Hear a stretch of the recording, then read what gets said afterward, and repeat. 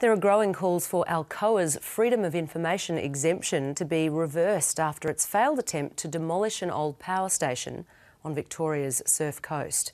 As the company plans a second attempt, environment and community groups want a judicial inquiry to be held into whether asbestos fibres have been released into the air. It wasn't the precision implosion Alcoa was planning, but this dust cloud still carried concern. We've repeatedly been stonewalled in requesting expert reports and transparency.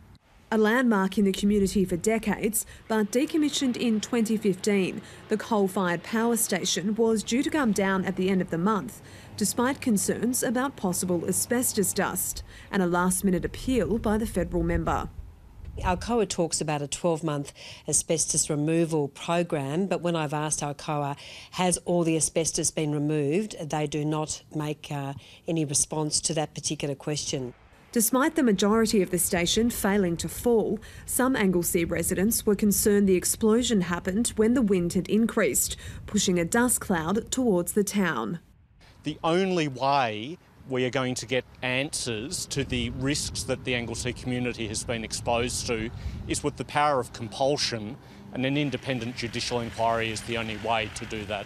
WorkSafe was involved in ensuring safety during the first demolition and says a new demolition date won't be set until Alcoa puts forward a plan which includes provisions for future air monitoring.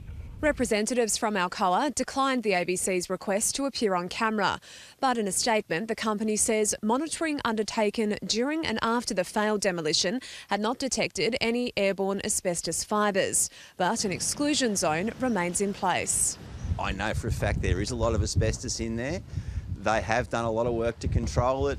I think you just have to put faith in the regulations that they've done the right thing. Show us the expert reports and risk assessments so that we can form our own view about it.